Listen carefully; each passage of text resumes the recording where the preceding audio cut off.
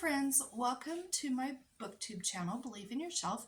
My name is Tammy, and since it's March, I thought I would share 10 of my favorite books with green covers. I have enough of these, of course, to do another video. Maybe I'll do this one again next year and talk about some more books with green covers. But I do have 10 today that I really loved, and I wanted to share them with you. Now, bear with me, I may have to look on the backs of these just to be reminded who the main character is, what their name is, because some of these have been a while since I've read them and I can't remember those details off the top of my head. So the first book that I have is The Dream Daughter by Diane Chamberlain. That's a picture of it. Pretty green cover. Now this follows Carly. She's a young widow. She was widowed by the Vietnam War, and she's found herself pregnant. She and her husband were expecting a baby, and she's very, very early on in her pregnancy. And she finds out that her baby has a terrible heart defect that the doctors can do nothing about. She also meets a young guy. They become friends, and he marries her sister. So he's now her brother-in-law, and we find out that he time traveled and came from present day back into 1970. And he says, I know that we have the ability in the time where I'm from to fix this heart defect, and if you'll trust me, I can get you to that time. You can get your baby's heart defect fixed and come back to us. So she takes a huge leap of faith and does what she needs to do for her little baby. And this book was so good. I really like this. If you like Diane Chamberlain, please pick this up if you haven't read it, because this one here is just a wonderful book. Lots of great characters, lots of growth and change, interesting plot, and I really enjoyed this. The next book I have is a Lee Child book. I like Jack Reacher books, and this one's called A Wanted Man. And if you know anything about Lee Child, he has written a whole series of close to 30 books, I believe, of Jack Reacher books. Now, Jack Reacher is an ex-military person, and every single book, he's not looking for trouble, but he finds trouble in every single book. And he's kind of everybody's hero. And I heard once somebody say, who are the 3 people you'd like to have in a barroom fight with you? If you could have 3 people, who would you pick? And I've always thought I'd pick Jack Reacher. I wouldn't even need 2 other people. He could take care of things. And this one here, I just want to read you 2 or 3 sentences. It says, all Jack Reacher wanted was a ride to Virginia. All he did was stick out his thumb, but he soon discovers he's hitched more than a ride. He has tied himself to a massive conspiracy in which nothing is what it seems, and nobody's telling the truth. This is a favorite of mine, probably my top 4 Jack Reacher books, and I think that this is probably also one of my dad's very favorite Jack Reacher books.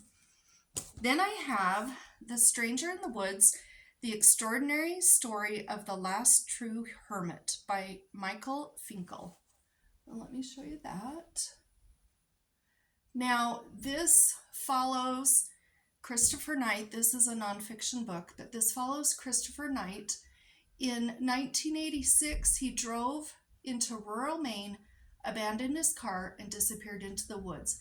He would not have a conversation with another person for the next 27 years. And he did live in the forest in Maine. He didn't speak to anybody else. When he needed something, he stole from the people nearby, but it was always just what he needed, never anything he wanted. And, he didn't try to harm anything, but of course he did make the whole area very uneasy. And he was later captured, maybe that's not the word, but he was caught and had to deal with the crimes that he had done. And are committed. And this book here follows his story, and it also follows the timeline of what happened over those 27 years. Also, some thoughts from some of the people whom he had stolen goods from. And I really liked it. When I got done, I looked him up on the internet, and he's living a pretty happy life right now, but he was happiest when he was a hermit.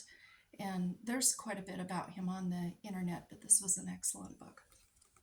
Then I have my favorite John Grisham, The Racketeer. Now, if you like John Grisham, let me show you this one up close. If you like John Grisham and you have not read The Racketeer, please pick this up. This is so good. This is my favorite of his, and I don't even want to tell you anything about it because there's too many spoilers, but I can tell you at the first, there's been a judge that was murdered, and this guy, what is his name? I don't know what his name is, but he is put into prison for killing the judge. He didn't do it. He used to be a lawyer, and the FBI does get him out of prison fairly early on in the book, and he's going to get revenge on it says he was betrayed by the FBI. Now he wants revenge. And this is such a good book. This book here has one of the best twists in any book I've ever read. And if you like fast-paced books, I'll pick this one up. This was great. Then I have A Matter of Days by Amber Kizer, and this says, will you be a survivor or a statistic? Now, this book follows a girl, Nadia, and it starts out on day 56 of this pandemic, and she has a little brother. Their mother dies on day 56. Almost the entire world has been wiped out. There are some people still alive because there was some medicine that was given out.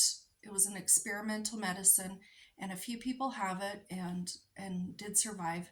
And she and her brother survived because their uncle was a disease specialist for the military, and he got the two kids these pills. And they live in, where do they live? Seattle, I believe. And their uncle lives in West Virginia. So this pandemic has happened, and pretty much almost everybody's dead. And she's just a young teenager, and her little brother, and she has to get them clear across the entire United States to her Uncle Bean, which she isn't even sure if he's even still alive or where exactly he is. But she's going to try and get herself and her brother safely across the United States to him. And it does end on day 100. And this was a page turner. This is a good YA book. I would think an older middle grader would love this. I've read this and loved it, and both of my parents also read this and loved it. Okay, the next book I have is Patrick Swayze and Lisa Niemi, The Time of My Life. Let me show you that. And this was written by them, and it's the story of them very young. It starts when Patrick Swayze is still in high school. She's very young too. And this follows their story of their lives, of them both becoming dancers, and also his acting career. And this follows them clear through until his death. And there's a lot of photos in here, and I learned a lot about these two. I really liked Patrick Swayze, so I wanted to get this book, and I've read it and very much enjoyed it. Then I have The Lost Hours by Karen White. Now, I love Karen White. She reminds me of, kind of Debbie Maycomer and Kate Morton. Like Kate Morton's books, there's always two timelines. There's somebody from right now, and then they stumble across a story from the past. And this is, of course, one of those. Now, this follows Piper Mills, and her parents have both passed away. She wanted to be an equestrian in the Olympics, and she's fallen and gotten hurt and injured herself quite badly. So she goes to Savannah. She's inherited a home from her grandma, and she's going to go there and recuperate. Now, let me read you this one sentence. It's during her recuperation that Piper discovers a secret room and torn pages from an old scrapbook that allude to a tragedy in her grandmother's past. And most of this is set in present day, but it does go into the past where she uncovers the mystery. Kate Morton's books are contemporary with a mystery in them, and I love her books. I have probably 10 books by her and have read them all, and this is definitely a favorite. Then I have The Mystery of the Green Cat by Phyllis Whitney. This was a favorite from when I was a kid, and I found it because my copy, of course, was destroyed, and I did find it on eBay, and it's a beautiful, nice, clean copy. This is exactly the cover I had when I was a kid, and it's one of Phyllis Whitney's mysteries for young kids, middle grade, and we're following, there's two twin boys, excuse me, that live with their dad, and he has married. Their mother has passed away, and he is remarried to a woman that has some daughters, and they're having a real struggle meshing the two families. And the boys and the other girls are just having a hard time. So we work through that through the book. But they move into this home, you can see right here, and they think that the Baroness, who is one of the people who lives there, is being held up in the top of the home, and they want to know what's going on with that. What's the mystery with that? And there is a green cat kind of statue that's in the home that is part of the mystery, and these boys want to solve the mystery, and I love this book. I have 2 books left. This one is Anne of Green Gables by L.M. Montgomery. I think pretty much everybody has heard of this book. And this is the story of Anne Shirley. She's an orphan, and she ends up being adopted by siblings Matthew and Marilla in, Prince Edward Island in Canada. And this is the story of her from the time she's adopted until she is done with school. And this is a very, very, very, very favorite book of mine. She's very imaginative and dreamy and talks in flowery language sometimes and drives Marilla crazy. She has a friend named Diane, and they get into lots of trouble together. And there is a boy, I can't remember what his name is, Gilbert, who calls her carrots the first day of school, and she is so mad because she doesn't like to have people tease her about her red hair, and so she spends the majority of her school time mad at Gilbert, and this follows those two also. Of course, this is the beginning of a series. I want to say there were 7 or 8 or 9 books in the series, and I really do love this one. Also, this is my last book. This is called Child of Light, and it's by Terry Brooks, and let me show you that up close. This is book 1 of the Viridian Deep series, trilogy. Actually, it's a finished trilogy. And this one was published in 2021. The second book was 2022. And the third book in the trilogy was published in 2023. Now, Terry Brooks is the author of The Elf Stones of Shannara.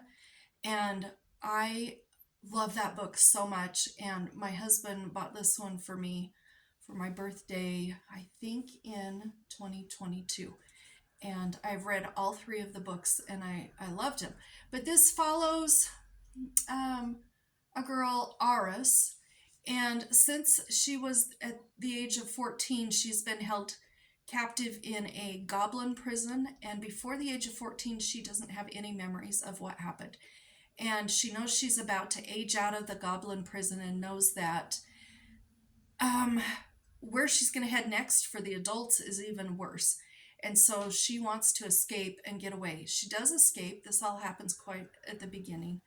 And she meets Harrow, and he saves her because she's about to die when she does meet him. And he saves her, takes her to his home. He is Fae, and come to find out in this book, she's also Fae, and she's struggling with that through the whole book. How could she be Fae and look so human?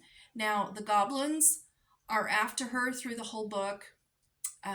Pharaoh's mom just detests her, and so you have that struggle going on, and also the human world is after her. And so this is a really fast-paced book, and I really, really liked it. So if you're interested in science fiction or fantasy or whatever, I think this might be a book that you would like. And these are 10 of my favorite books that happen to have green covers. I hope that you enjoyed watching this video, and you might be able to find a book or two that you want to read. Until then, thank you so much for watching my video. Goodbye.